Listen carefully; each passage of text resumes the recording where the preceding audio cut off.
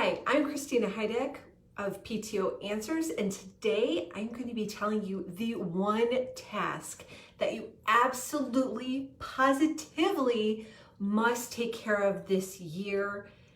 Even if you decide to do nothing else, this is the one thing you absolutely must do. And that is a big thing that so many people love to shove off. They love to not do. I'm going to tell you all about it right after I give you the reminder to, if you are new to watching this video, give me a little shout out and say I'm new, or wave your hand. Let me know that you're here. If you haven't already, go ahead and like and or subscribe to this page or channel wherever you happen to be watching, Facebook or YouTube. Because I know you're going to want to see other great information that I have to share with you. I have so many things planned coming up for the next couple weeks, so you're definitely going to want to stick around and be alerted to when new videos are either going live or are available for you to watch. All right, so what is the one task that you absolutely, positively must do this year as a PTO leader? That is either write or update your PTO's bylaws and standing rules. Whoop, whoop. I know that does not sound exciting at all. I get it. It is a chore. It is overwhelming. It's when you look at the documents, if you already have a set, you look at them and you're like, what the heck? I don't even understand what these are saying. And I don't understand what this means. How I don't have a law degree. How am I going to even make this happen? Christina, you have set us up for failure by telling us to do this. I cannot believe you would give us an impossible task. Well, I'm here to say it is not an impossible task. You just have to know what you are, like the end goal, and what you have to dig into the pieces, parts to get a better understanding of, what you need to do. And once you have that, it's actually pretty simple. And I think that one reason why this is such an overwhelming task is because the majority of bylaws and standing rules absolutely suck. I said it, they suck. Their language is unapproachable. Somebody swiped a template that uses a crap ton of legalese, and that normal people, and by normal people I mean people without a law degree, feel like they're not smart enough to deal with this. They need to get an attorney. These are very important documents. That is not the case at all. It's very easy to translate your documents into normal language, and that is what I recommend. There is no magic language or no magic words that you need to have in your bylaws and standing rules. They need to be custom tailored to your group. So while you might start with a template, you really need to customize it to make sure it works for your group, because there are over 60,000 PTAs and PTOs just in the United States alone. And let me tell you, not one of them has the same issues. Not one of them, or not two of them. They're all very unique, all very different. And so your governing documents, that is the bylaws and standing rules, need to be customized for your group. So while it's a great idea to see how other groups handle things, you should not be taking what another group does, just taking it whole without looking at it to see if it's really gonna work for your group, if it makes sense for your group. So why is this one issue that I think you need to take care of this year as opposed to shoving it off another year? Well, that's because we've already shoved it off a couple years, right? And so it's time. It's time this year, because we can't be in schools running programs or planning events and running programs. Now is the perfect time. You have a little bit more time. And I know this is kind of maybe on the same level as getting your eyes poked out with ice picks. That's what you feel like this process is going to be. But I got to tell you, you have to do it. And the fact that you've put it off is not good. Now is the time. There's no other time. If you're not going to do it now, you're never going to do it. And if you never do it, you're really putting your group at a huge disadvantage. And there's likely going to be chaos happening in your group, and you won't actually be like, oh wow, we don't have bylaws and standing rules, that must be why everything is a hot mess. Because you certainly can have a set of really good bylaws and standing rules, and your group could be a mess, but your odds have greatly increased if you don't have a good set of those documents to be working with. So why do you even need them? Well, I've done a video about this before, about like the differences between the bylaws and standing rules, and so go check that one out. I'll link to it after I get out of here, or after I end the video, because I realized I didn't do that before starting to record. But basically, your bylaws are like your group's, bylaws and standing rules are your group's governing documents. So your bylaws kind of set forth like the major principles of your group. It just gives out like the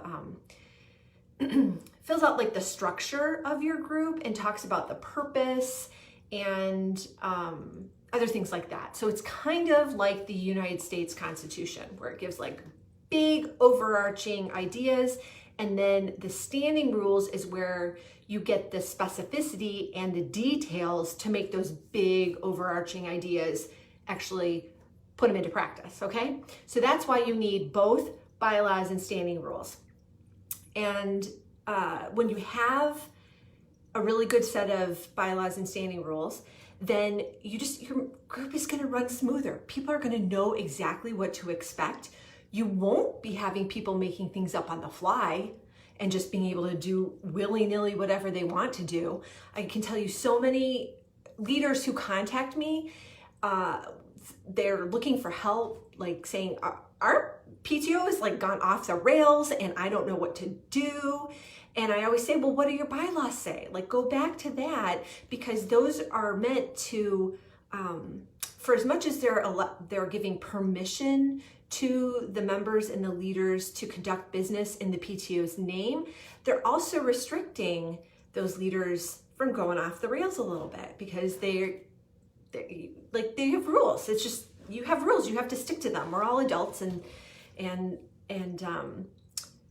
they're really great just for giving people an idea of what their job entails, what they should and shouldn't be doing. And without them, you're just gonna, like I said, have a Wild Wild West system of just people making it up as they go along. And that could be a good thing, but it also could be a really bad thing. Just look at our current government. We have a set of rules. Some people are following them. Other people think the rules don't apply to them. And we have complete chaos, right? So you don't want the same thing happening to your PTO. You definitely want to not be rolling the dice and see whatever you get, but give everybody like a nice set of rules that they can play in. All right, so how do you go about updating them or creating them from the beginning? Like, again, super overwhelming task. You've probably put it off for a couple of years now. But you should be updating them every other year or every 2 years-ish. Have a little leeway. There's no PTO police that's gonna come and arrest you or take your groups, like your 501c3 away just because you don't have bylaws and standing rules. It's not how it works. But you should be doing this just to keep your group healthy and functional, okay? So, first, you're gonna, in order to update or create, it's kind of the same process. You have a little bit more work to do if you are creating from scratch. But first, you need to form a committee. Like, it should not be a committee of one unless you have an attorney or a former attorney like me. I'm a recovering attorney who wants to take over the job, right? So quite often when I volunteer for groups, they'll say, can you look at our bylaws? Because they know that I was an attorney in a former life, and they're like, you probably understand this stuff, and we don't understand this legal gobbledygook. Can you just straighten it out for us? So I've done that for a whole bunch of groups, actually, because I'm always taking the legalese, all of the bad wording out, and putting in real English that people will understand and won't be overwhelmed by. So once you have the committee, then you go through and you like look at what needs to be updated, what's no longer working for your group. You want to talk to other leaders, maybe even outgoing leaders. Just think about the issues that have come up in the past. For example, I can think of one that happened with my group last year. The treasurer just was not depositing like fundraising money on a timely basis. And so if I had still stayed with that PTA, I would have been like, we need to add a provision in here to say that it would be under the standing rules, but that all deposits need to be made within so many days, because that's not something you want to screw around with, because you just don't want to have unsecured money like that. It's not like it was in the school safe. It was literally hanging out at her house. So not a good idea. So look at issues like that. Like you're not going to think of like, oh, that's something that we should cover in the bylaws and standing rules. That's not going to be top of mind. It's going to be like, what were things that were a pain in the butt that you don't want to deal with anymore? And one way to deal with them less is to get everybody on the same page about what's expected of them through your bylaws and standing rules, okay? So your committee is going to look at them, and then they're going to present the changes to the group. I know I've done an extensive Facebook Live all about the whole amendment process, so I'm not going to repeat myself there, but just know you have that resource and there's a process to follow. And if you are starting from scratch, then I'm going to recommend that you go ahead and get a template, one of those god-awful templates. But actually it's not god-awful, because I wrote one for you guys because I knew that this was a constant problem.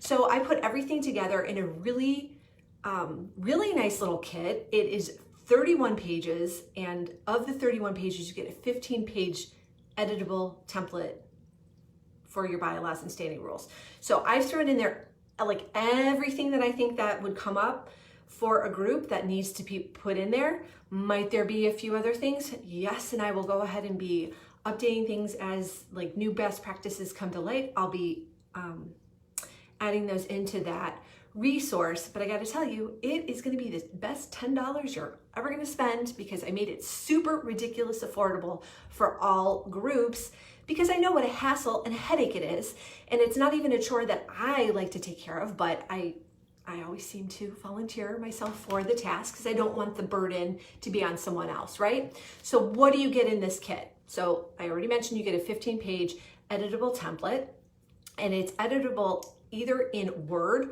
or Pages, depending on if you are a PC or a Mac user.